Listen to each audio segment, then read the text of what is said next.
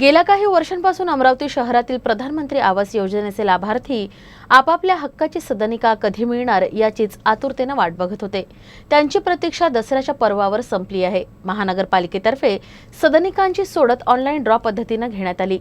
ही सोडत महापौर चेतन गावंडे आणि मनपा आयुक्त प्रशांत रोडे यांच्या हस्ते पार पडली। मनपाच्या विश्वरत्न डॉक्टर बाबासाहेब आंबेडकर सभागृहात सदनिका सोडत महापौर चेतन गावंडे व मनपा आयुक्त प्रशांत रोडे यांच्या हस्ते करण्यात आली। यापैकी 660 सदनिकांची ऑनलाईन लॉटरीच्या माध्यमातून सोडत करण्यात आली। मोजा मसला, रहाटगाव, नवसारी, तारखेडा, गंभीरपूर, बडनेरा, बेनोडा, निंभोरा मधील एकूण 15 भूखंडावर बांधकाम केले जात आहे। सर्व भूखंड मनपाचे असून रेडी रेकनर दरानुसार लाभार्थी विक्री किमतीतून वसूल करून त्या निधीमधून भूखंडाची विकासकामे केली जात आहे। अमरावती महानगरपालिकेमध्ये प्रधानमंत्री आवास योजनेअंतर्गत घटक क्रमांक 3 अंतर्गत एकूण 860 सदनिकांचं बांधकाम सुरू आहे। त्यापैकी 660 सदनिकांचं बांधकाम सुरू आहे। एका सदनिकेची सरासरी किंमत ₹9 लाख आहे। त्यापैकी 2,50,000 रुपये शासकीय अनुदान आहे। त्यापैकी केंद्र सरकारचे 1,50,000 आणि राज्य शासनाचे 1 लाख शासकीय अनुदान आहे। उर्वरित रक्कम 6,50,000 हा लाभार्थी हिस्सा असून या रकमेची सोय त्यांना करावी लागणार आहे। या सोडीत अनुसूचित जातीसह विविध प्रवर्गातील मागासवर्गीय अपंगांना देखील आरक्षण होते, तर 43% अराखीव यादीनुसार सोडत करण्यात आली। प्रधानमंत्री आवास योजनेअंतर्गत 660 घरकुलांचा सदनिका सोडतचा कार्यक्रम जो आहे तो आज आपण आयोजित केला होता महानगरपालिका डॉक्टर बाबासाहेब आंबेडकर सभागृहामध्ये। 660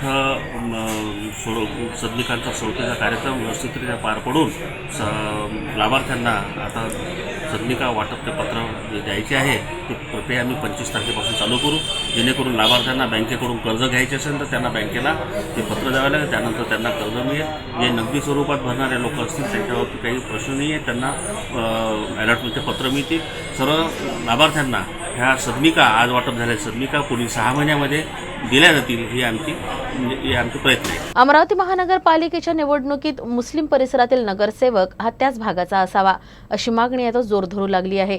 आगामी मनपा निवडणुकीत प्रभाग रचना पद्धतीत बदल करण्यात यावे या मागणीचं निवेदन मुस्लिम समाजाच्या वतीनं मनपा आयुक्तांना देण्यात आलं। यावेळी मुस्लिम समाजातील सर्व पक्षीय नेते उपस्थित होते। अमरावती महानगरपालिका निवडणुकीला केवळ 4 महिन्यांचा कालावधी शिल्लक असल्यामुळे राजकीय पक्षांच्या तयारीला वेग आलाय। इच्छुकही आतापासूनच फिल्डिंग लावण्यासाठी प्रत्येक संधीचं सोनं करताना दिसत आहे। यामुळे ऐन दिवाळीच्या तोंडावर शहरातील राजकीय घडामोडींना वेग यायला सुरुवात झाली आहे। 3 सदस्यीय प्रभाग रचना नेमकी कशी असणार, आरक्षण कशी राहणार याबाबत सध्या गोपनीयता बाळगली जात असल्यामुळे अनेक इच्छुकांच्या हृदयाचे ठोके वाढले आहे। मात्र असे असले तरी मुस्लिम परिवारासाठी मुस्लिम भागातीलच नगरसेवक असावा, जेणेकरून या भागाच्या विकासाकडे लक्ष राहील। मुस्लिम प्रभागासोबत इतर प्रभाग जोडले गेले असल्यानं त्या प्रभागातील जे नगरसेवक निवडून येतात ते निवडून आल्यानंतर या परिसराकडे दुर्लक्ष करतात। त्यामुळे प्रभाग रचना तयार करीत असताना मुस्लिम भागासाठी मुस्लिम नगरसेवकच द्यावा अशी मागणी यावेळी सर्व मुस्लिम समाजाच्या नेत्यांनी केली आहे। आज अमरावती महानगर पालिका में सभी दल के जो लीडर थे, सामाजिक कार्यकर्ता थे, उन लोगों ने महानगर पालिका आयुक्त रोडे साहब से मुलाकात की इस विषय पर कि आने वाली आगामी 2022 का जो महानगर पालिका का चुनाव है उसकी जो प्रभाग की रचना है वो किस तरीके से की जाए। इसी विषय को लेकर सभी दल के लोग उसमें मौजूद थे मुस्लिम क्षेत्र से, और हमने उनसे रिक्वेस्ट की है कि जो मुस्लिम इलाका है जहाँ पर मुस्लिम कैंडिडेट चुन के आ सकता है तो उस इलाके को इधर ही रखा जाए और वहाँ से मुस्लिम कैंडिडेट ही चुन कर आए।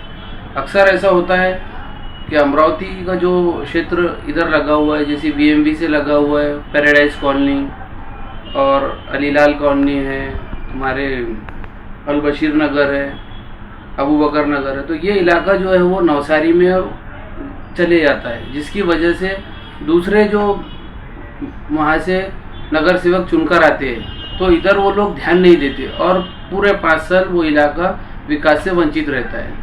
आगामी महानगरपालिका निवडणुकीत यंदा नव्या मतदारांची संख्या वाढणार असून वयाची 18 वर्ष पूर्ण करणाऱ्या मतदारांना यंदा प्रथमच मनपा निवडणुकीच्या माध्यमातून मतदान करण्याची संधी मिळणार आहे। यासाठी 1 नोव्हेंबरपासून मनपा प्रशासनातर्फे मतदार नोंदणी मोहीम हाती घेतली जाणार आहे। जास्तीत जास्त संख्येत नव्या मतदारांची नोंदणी व्हावी या उद्देशानं मनपाद्वारे महाविद्यालयांमध्ये जनजागृती मोहीम राबविली जाणार आहे। सोबतच समाज माध्यमांद्वारेही आवाहन केले जाणार आहे। यामुळे शहरातील नव्या मतदारांची संख्या वाढविण्याची शक्यता वर्तविली जात आहे। 1 नोव्हेंबरपासून मतदार यादी तयार करण्याचे काम सुरू केले जाणार असून मतदार यादी पुनर्निरीक्षणाचं काम हाती घेतल्यानंतर मोठ्या प्रमाणात जनजागृती केली जाणार असल्याची माहिती मनपा आयुक्त प्रशांत रोडे यांनी दिली। शहराच्या विविध भागांमध्ये माहिती व जनजागृतीपर फलक लावले जातील। 1 जानेवारी 2022 पर्यंत नोंदणी झालेले मतदार मतदान करण्यास पात्र ठरतील। ऑनलाईन नोंदणीसाठी मतदारांनी संकेतस्थळाचा वापर करावा अशी सूचनाही मनपा आयुक्तांनी केली। गेल्या वेळी मतदार यादीत काही मतदारांची छायाचित्रे नसल्यानं त्यांची नावे वगळली होती। अशांना नोंदणी करण्यासाठी संधी आहे। दावे आणि हरकती स्वीकारण्याचा कालावधी 30 नोव्हेंबर पर्यंत असेल। 20 डिसेंबर पासून दावे हरकती निकाली काढल्या जातील। त्यानंतर 5 जानेवारी 2022 रोजी अंतिम यादी प्रसिद्ध केली जाईल। यासाठी मतदान केंद्रस्तरीय अधिकाऱ्यांना सहकार्य करण्याचं आवाहन मतदारांना करण्यात आलंय। प्रसिद्ध देवस्थान अंबादेवी मंदिरात विधिवत पद्धतीनं घटस्थापना करण्यात आली होती। 9 दिवस विविध धार्मिक आयोजनानंतर नवमीच्या दिवशी होमाचं आयोजन करण्यात आलं होतं। अंबानगरीचे कुलदैवत आणि विदर्भाची आराध्य अंबादेवी एकविरा देवी मंदिरात घटस्थापना करण्यात आली होती। नवरात्रीचे 9 दिवस पूजा अर्चना, धार्मिक कार्यक्रमांसोबत सामाजिक कार्यक्रमांचं आयोजन करण्यात आल्यानं शहराचं वातावरण उत्साहपूर्ण आणि भक्तिमय झालं होतं। 9 दिवसांच्या नवरात्री उत्सवाची सांगता होम हवनानं करण्यात आली। अंबादेवी मंदिराचे विश्वस्त रवींद्र आणि दीपा खांडेकर आणि अनंत विजया गुढे यांच्या हस्ते सप्तनिक, तर एकविरा देवी मंदिरात विश्वस्त तसेच सचिव चंद्रशेखर स्वाती कुलकर्णी आणि राजेंद्र विजया टेंभे यांच्या हस्ते सपत्नीक होम हवन करण्यात आलं।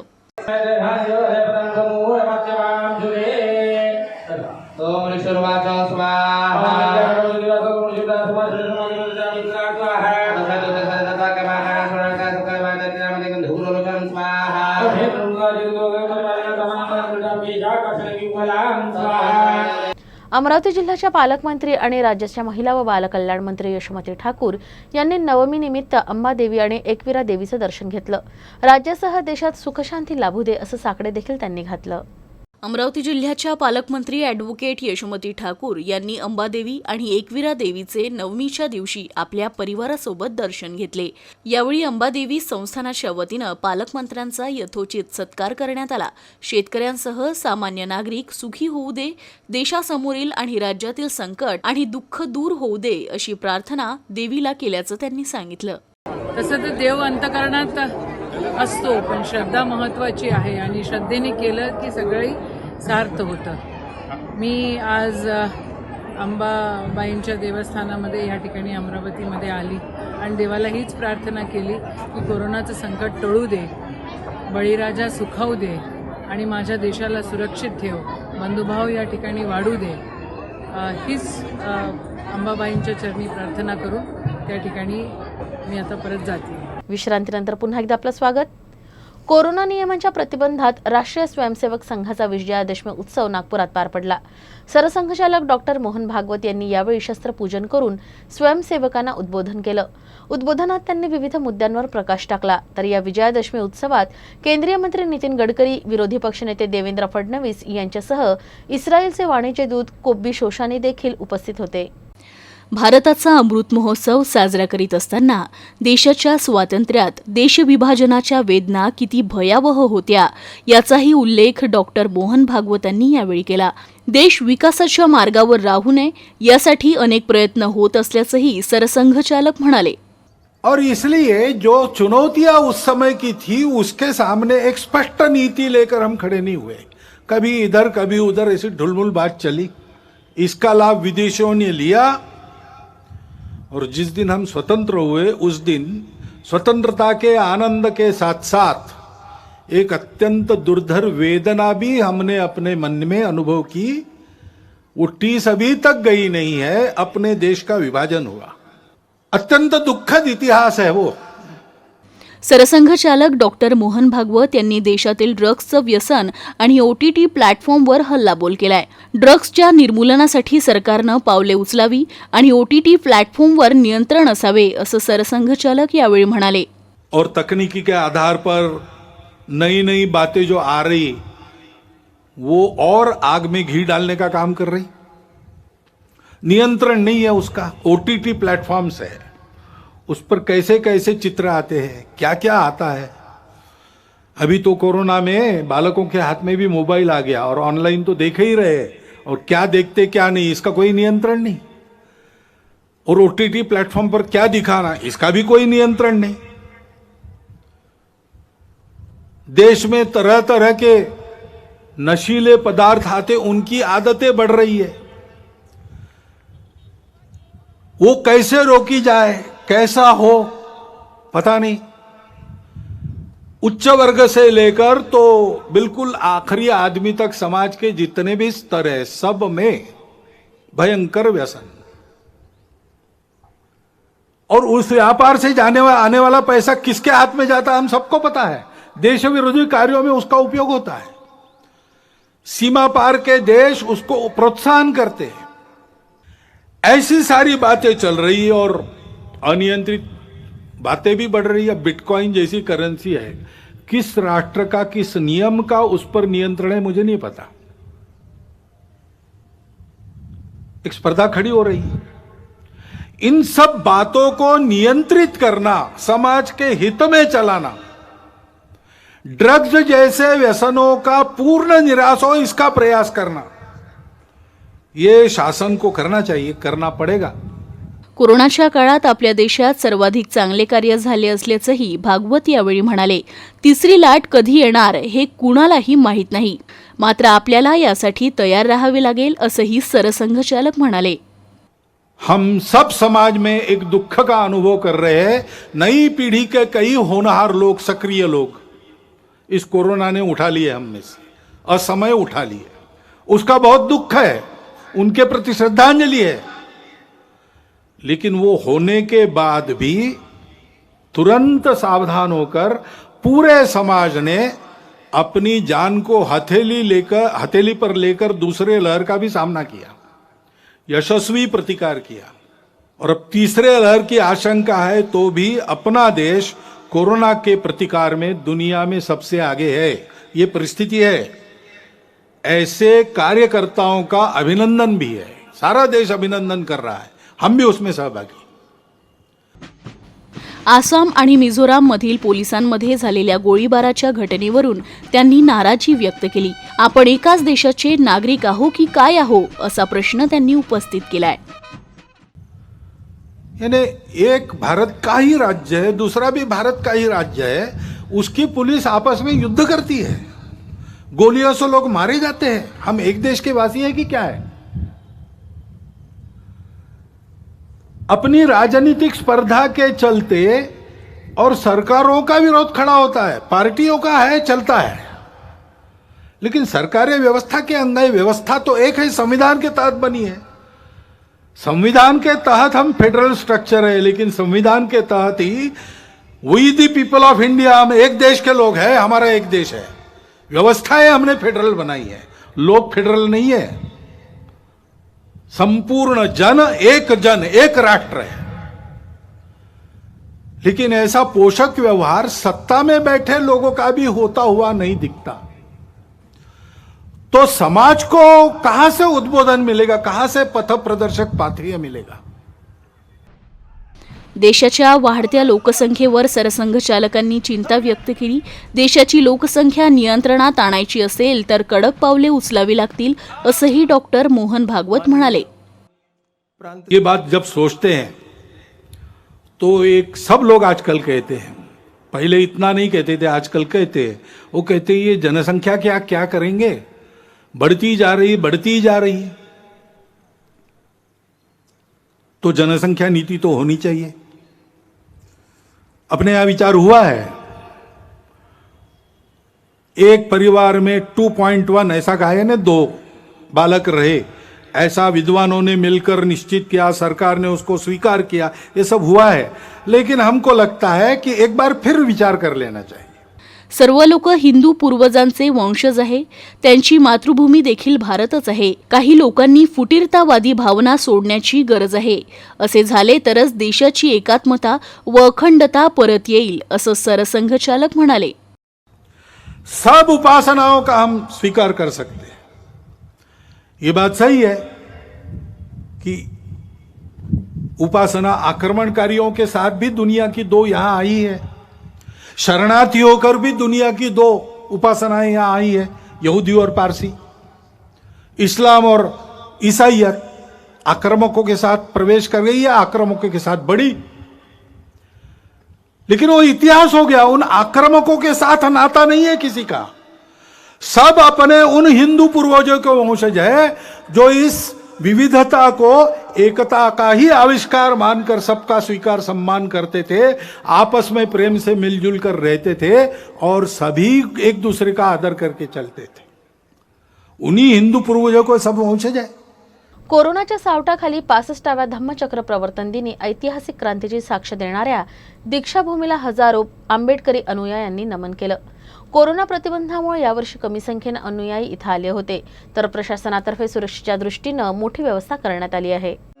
बुद्धं नमामि धम्मं नमामि संघं नमामि।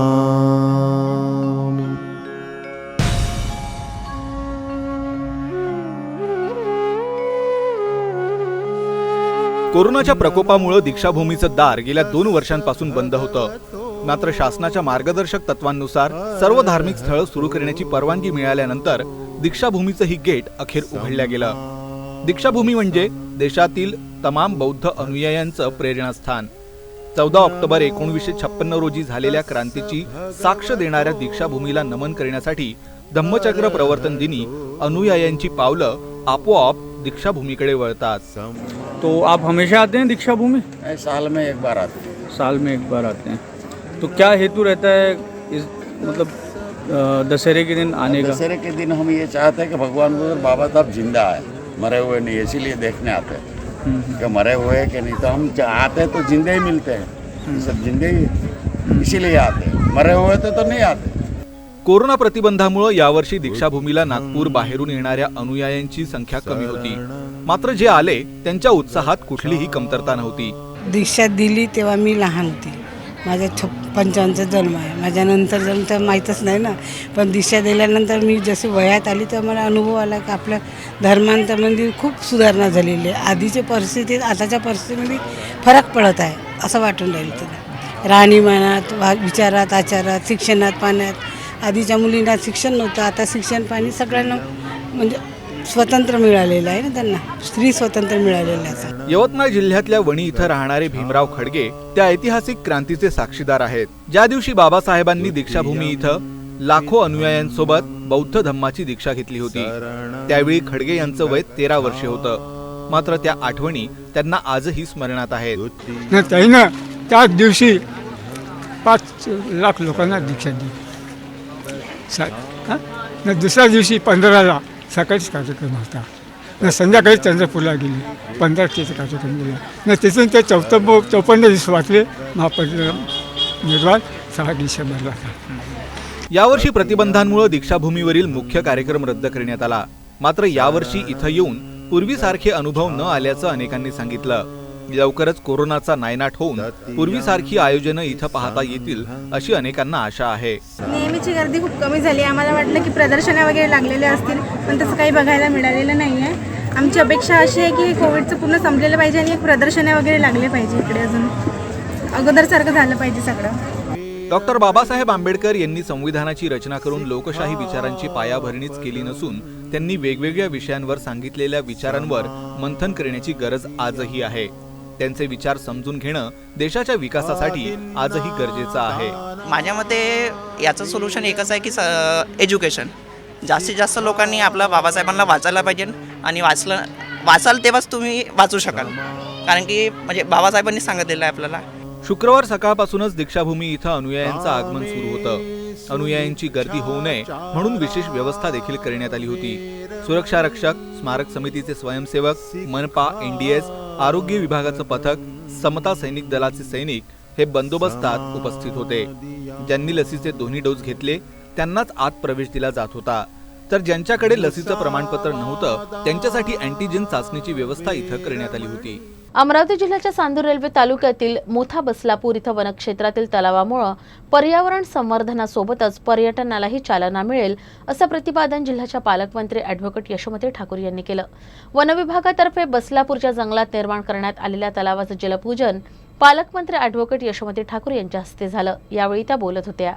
मोठा बसलापूरच्या हिरव्यागार जंगलात या सुंदर तळ्याची निर्मिती करण्यात आली आहे. तलावाच्या भिंतीची लांबी 320 मीटर आहे. तलावात मोठ्या प्रमाणावर जलसाठा असून त्याची खोली 20 फूट आहे. सुमारे 8 कोटी लिटर इथं पाणीसाठा आहे. वनतलावासाठी जिल्हा नियोजनातून 18 लाख रुपये निधी देण्यात आला होता. विजयादशमीच्या मुहूर्तावर जिल्ह्याच्या पालकमंत्री ॲडव्होकेट यशोमती ठाकूर, वनप्रेमी आणि नागरिक यांच्या उपस्थितीत जलपूजनाचा कार्यक्रम उत्साहात पार पडला. प्रारंभी टाळ मृदुंगाच्या निनादात वनप्रवेशद्वारापासून जलपूजन स्थळापर्यंत वनफेरी काढण्यात आली होती. जलपूजनानंतर पालकमंत्री आणि इतर सर्व मान्यवरांनी तळ्यापासून काही अंतरावर असलेल्या मनोऱ्यावर जाऊन जंगल आणि परिसराचं अवलोकन केलं. वनतलावासाठी योगदान देणाऱ्या या सर्वांना पालकमंत्र्यांच्या हस्ते गौरविण्यात आलं.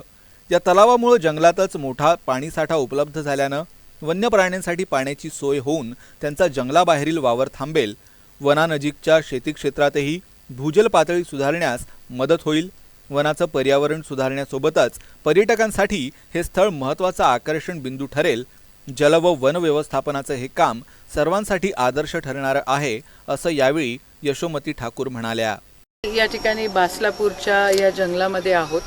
इथे पर्यटन क्षेत्र खूप सुंदर डेव्हलप केलेलं आहे आणि याला जो निधी दिलेला आहे हा DPDCच्या अंतर्गत आणि फॉरेस्ट पर्यटनच्या अंतर्गत जे काही हेड्स येतात त्या हेड्सच्या अंतर्गत या ठिकाणी निधी दिलेला आहे. कमी पैशात पण खूप सुंदर इथे हा तलाव झालेला आहे आणि मी या तलावाचं एक चित्र बघितलं.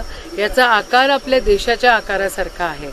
तर खरोखर वाखाणण्यासारखं काम या ठिकाणी झालेलं आहे आणि सगळ्यांनी ज्यांनी या सगळ्या पर्यटन क्षेत्राला विकसित करण्यासाठी इथे हातभार लावला त्या सगळ्यांचे खरं आभारच मानले पाहिजे. अमरावती जिल्ह्याच्या परतवाडा बस स्थानकावर काही वेळ प्रवाशांनी आणि तेथील कर्मचाऱ्यांनी काही वेळ तणावयुक्त दहशतीचा अनुभव घेतला.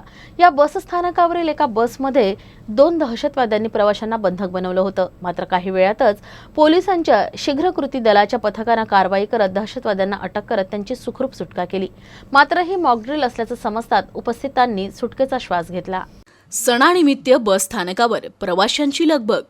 इतर बस स्थानकांप्रमाणे परतवाडा बस स्थानकावर देखील गर्दी. दुपारची वेळ, मात्र अचानकपणे गोळीबाराचा आवाज, नागरिकांची आरडाओरड आणि प्रचंड तणाव आणि दहशत. त्यातच थोड्या वेळात पोलिसांचे विविध पथक घटनास्थळी दाखल होतात.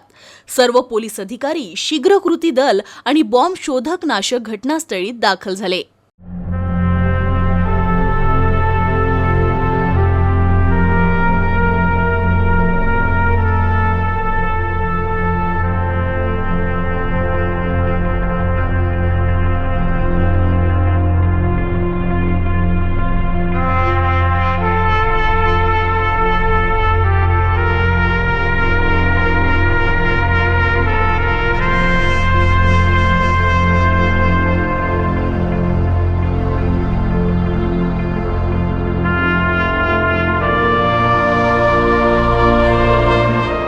आणि एखाद्या चित्रपटातील सीनप्रमाणे पोलीस कमांडो 2 दहशतवाद्यांना जेरबंद करतात आणि ओलीस ठेवलेल्या नागरिकांची सुटका करतात. मात्र ही वास्तविकता नसून पोलिसांची रंगीत तालीम होती आणि कुठल्याही परिस्थितीला अमरावती पोलीस तोंड देऊ शकतात याची प्रचिती आली.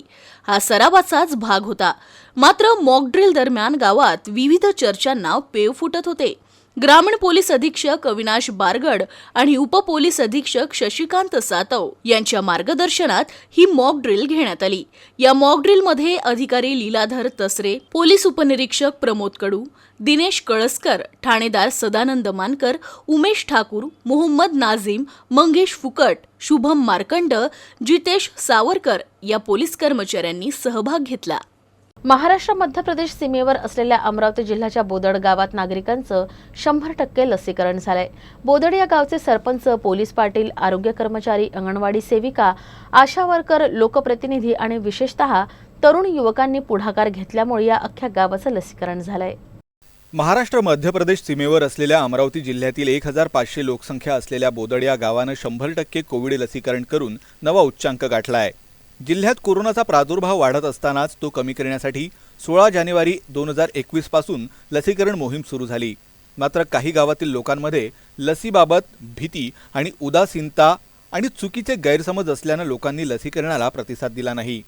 कोरोनाला आळा घालण्यासाठी लसीकरण करणं आवश्यक असल्यानं आणि ते पूर्ण करण्यासाठी नागरिकांचा प्रतिसाद मिळावा म्हणून बोदड या गावचे सरपंच, पोलीस पाटील, आरोग्य कर्मचारी, अंगणवाडी सेविका, आशा वर्कर, लोकप्रतिनिधी आणि विशेषतः तरुण युवकांनी पुढाकार घेतला आणि गावात जनजागृती केली। कोविड लस ही कोरोना महामारी संकटातून वाचवण्यासाठी लाभदायक असून ती सर्वांनी घ्यावी असं गावकऱ्यांना आवाहन करण्यात आलं। त्यामुळे हळूहळू नागरिकांचा विश्वास वाढत गेला आणि लसीकरणाला प्रतिसाद मिळत गेला। कोव्हॅक्सिन आणि कोविशिल्ड हे जे लसीकरण आयोजित केले होते, तर या लसीकरणाचं आपल्या गावामध्ये 100% लसीकरण व्हायला पाहिजे या उद्देशाने आमच्या गावातील तरुण वर्ग, आशा वर्कर, अंगणवाडी सेविका हे प्रत्येक घरोघरी जाऊन त्या लोकांना लसीकरणाविषयी महत्त्व पटवून दिलं आणि एवढेच नाही तर आमच्या गावातील तरुण वर्गाने त्या लसीकरणाकरिता प्रोत्साहित केले आणि स्वतः या ठिकाणी येऊन त्यांचं लसीकरण करून घेतलं। त्यासोबतच आमच्या या आजचा जो लसीकरणाचा कॅम्प आहे हा 11व्या क्रमांकाचा लसीकरणाचा कॅम्प आहे आणि अशा याच्यातच जे आमच्या गावातील वृद्ध लोक होते यांचं फर्स्ट डोस 100% झालेला आहे आणि 18च्या वरचे जे वयोगटातील तरुण वर्ग होता यांचंसुद्धा 95% लसीकरण झालेलं आहे। त्यासोबतच सेकंड डोससुद्धा आमचा 60% झालेला आहे। तर हे सर्व करत असताना आमच्या करसगाव PSCच्या मेडिकल ऑफिसर खडसे मॅडम, त्यानंतर CHO वागलगावे, सुरतने, आमच्या गावातील आशा वर्कर, अंगणवाडी सेविका, त्यासोबतच आमच्या ग्रामपंचायतचे कर्मचारी आणि गावातील हा सर्व तरुण वर्ग, या तरुण वर्गाने सुद्धा या गावात 100% लसीकरण होण्याकरिता पाहिजे त्या प्रमाणात आम्हाला ग्रामपंचायतला मदत केलेली आहे। आमच्या प्राथमिक आरोग्य केंद्र करसगाव अंतर्गत बोदड हे उपकेंद्र आहे।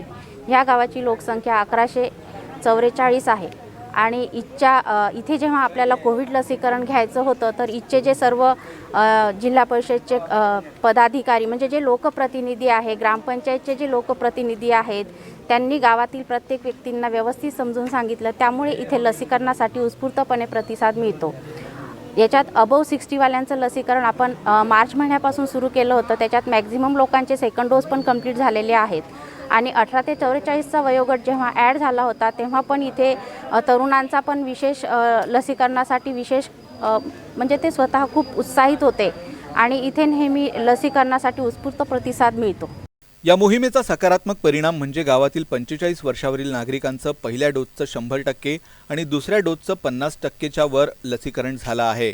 यासाठी सरपंच आणि इतर लोकप्रतिनिधींनी विविध उपक्रम राबवून गावातील नागरिकांच्या मनातील गैरसमज दूर केले आणि त्यांना लसीकरणासाठी प्रवृत्त केलं। विशेषतः गावातील सुशिक्षित तरुणांनी सामाजिक जबाबदारी समजून ज्येष्ठ व्यक्तींना सोबत नेऊन लसीकरण करून घेतलं। 18 वर्षे वयोगटातील युवकांनी स्वतः स्वयंस्फूर्तीनं पहिल्या डोसचं 100% लसीकरण केलं। बातमीपत्रात इतकंच। पाहत रहा अंबानगरी वृत्तांत। नमस्कार।